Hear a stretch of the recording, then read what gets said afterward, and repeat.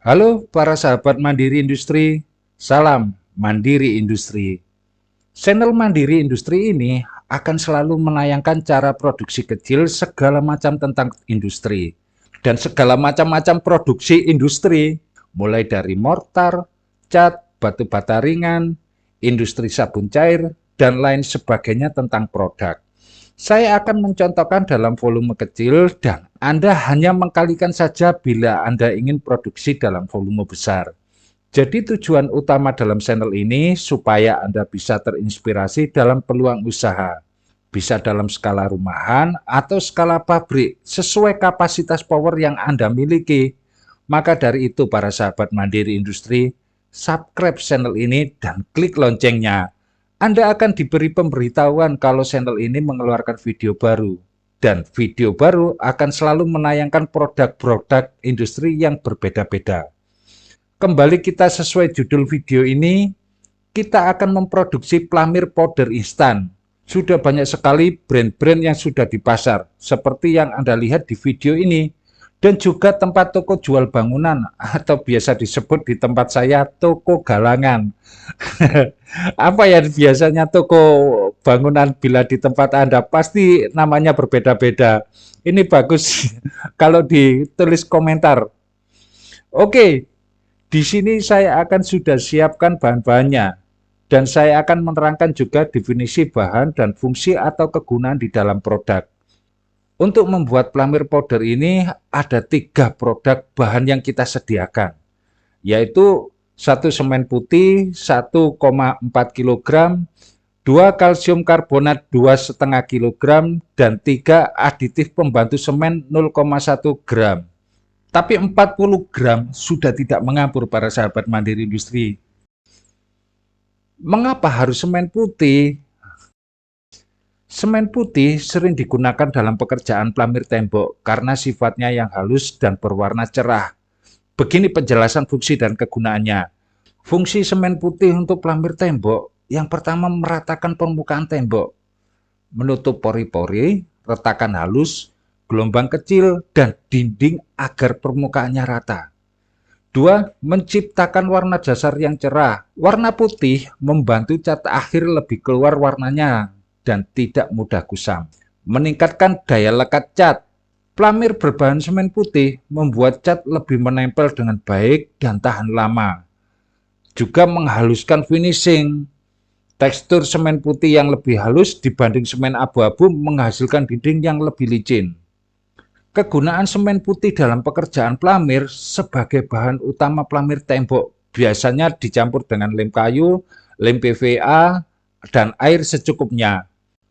Kelebihan semen putih untuk pelamir, hasil lebih halus dan rapi, warnanya netral, lebih tahan lembab dibanding pelamir instan tertentu.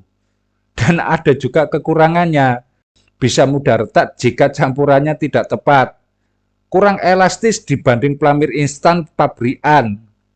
Waktu pengerjaannya harus cepat karena relatif cepat mengeras. Yang kedua, bahan kalsium karbonat. Kalsium karbonat CaCO3 adalah bahan mineral halus yang sangat umum dipakai sebagai bahan pengisi filler dalam pelamir tembok, baik pelamir racik maupun pelamir pabrikan. Fungsi kalsium karbonat untuk pelamir tembok yang pertama sebagai bahan pengikat atau filler, mengisi pori-pori lubang kecil dan ketidakrataan tembok, membuat adukan pelamir lebih padat dan mudah diratakan, menghaluskan permukaan. Ukuran partikel CaCO3 sangat halus, membantu menghasilkan finishing pelamir yang licin dan rata, dan juga dapat mengurangi retakan. Dibanding semen murni, CaCO3 lebih stabil, membantu mengurangi penyusutan sehingga pelamir tidak mudah retak rambut. Kemudian juga bisa mengontrol kekerasan, memberikan kekerasan yang cukup rapi, tidak terlalu keras, memudahkan proses pengamplasan, juga meningkatkan warna dasar. Warna putih alami CaCO3 membuat dasar tembok lebih cerah, cat akhir jadi lebih tajam dan merata. Kegunaan kalsium karbonat dalam pelamir, campuran utama pelamir tembok racik, juga pengganti sebagai semen putih untuk menekan biaya. Digunakan pada dinding interior, perbaikan tembok lama, tahap finishing sebelum pengecatan. Biasanya digunakan seperti ini. Polimer aditif pembantu semen. Polimer aditif semen adalah bahan kimia yang ditambahkan ke campuran semen untuk adukan termasuk pada pelamir, mortar, dan acian. Karena fungsi polimer aditif pembantu semen ini, yang pertama meningkatkan daya rekat atau bending, membuat semen melekat lebih kuat di tembok lama, beton, bata, atau plester. Sangat penting untuk pelamir tembok atau perbaikan dinding lama, juga aplikasi tipis pada waktu kita melamir atau yang dinamakan skim coat. Yang kedua, mengurangi retak penyusutan. Polimer bersifat elastis, membantu menahan pergerakan mikro pada tembok, sehingga retak rambut berkurang, permukaan lebih stabil. Yang ketiga, bisa meningkatkan fleksibilitas. Adukan tidak kaku seperti semen murni, cocok untuk area yang mengalami perubahan suhu atau getaran ringan.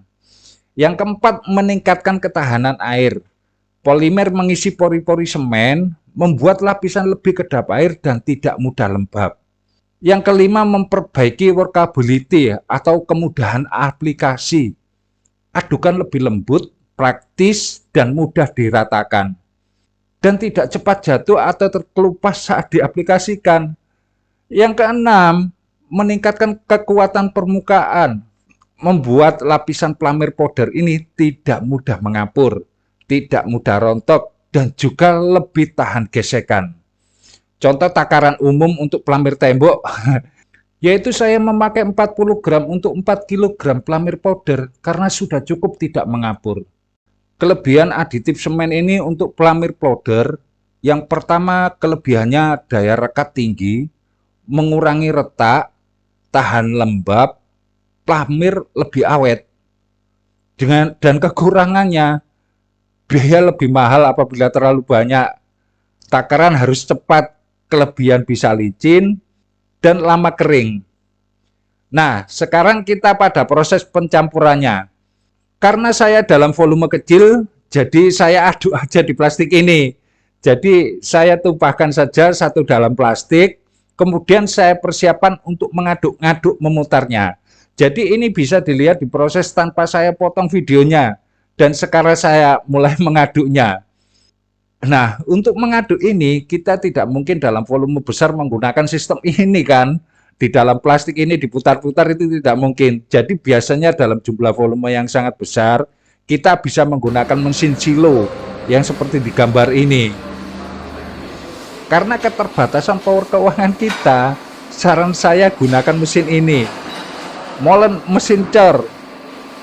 Mesin manual molen cor pada dasarnya dirancang untuk mengaduk adukan basah seperti semen, pasir, dan air.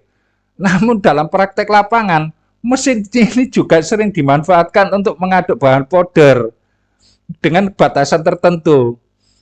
Jadi berikut kejelasan kegunaan dan kelebihan keterbatasannya untuk mengaduk powder.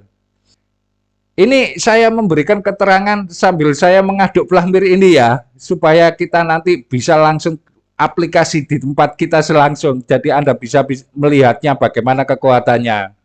Kembali ke mesin cor. Kegunaan mesin manual molen cor untuk mengaduk powder, yang pertama menghomogenkan bahan bubuk. Mengaduk campuran semen putih, kalsium karbonat, dan aditif ini membuat campuran powder lebih merata dibanding untuk manual. Yang kedua, untuk persiapan bahan pelamir. Cocok untuk premix sederhana sebelum ditambahkan air, mengurangi perbedaan komposisi saat percampuran basah. Yang ketiga, bisa untuk produksi skala kecil atau menengah. Syarat agar molen bisa dipakai untuk powder, cara penggunaan yang benar itu seperti ini. Masukkan bahan bertahap, jangan sekaligus. Putar dalam drum kemiringan 30 atau 45 derajat. Waktu aduk lebih lama, 10 hingga 30 menit. Hentikan ketuk drum dan lanjutkan kembali karena menghindari gumpalan yang menempel ke dalam mesin. Terus juga gunakan penutup drum untuk mengurangi debu. Bila kita menggunakan mesin ini selama 8 jam Dulu saya bisa mendapatkan 2 ton dan bisa lebih. Nah, sekarang kita sudah selesai mengaduknya dan kita praktekkan langsung ke batu bata ringan. Dan saya persiapkan wadahnya ya dulu ya. Nah, dan sekalian kita bisa mengerti apakah bata ringan tanpa plester dan aci langsung dipelamir bisa maksimal halus temboknya. Karena menurut saya bisa, tapi mengulanginya bisa 3 kali untuk bisa mendapatkan tembok halus. Oh iya, para sahabat Mandiri Industri, sambil menunggu pelamirnya selesai, batu bata ringan ini kita buat sendiri. Anda bisa melihatnya di sini, atau Anda klik di deskripsi videonya ada di sana. Jadi Anda akan mengerti bagaimana cara membuat batu bata ringannya juga, beserta cara membuat mortar perekat batu bata ringannya juga. Setelah saya ulangi 2 kali, ternyata kita membutuhkan kornis atau kompon untuk sambungan pada batu bata ringan di retakan ini. Nah, episode selanjutnya kita akan mengulas bagaimana cara membuat kornis atau kompon pada tembok batu bata ringan. Juga kegunaan kornisnya untuk memasang gipsum. Jangan lupa like dan subscribe, juga klik loncengnya agar supaya Anda tidak ketinggalan untuk video-video berikutnya. Jangan lupa subscribe dan klik loncengnya. Salam Mandiri Industri.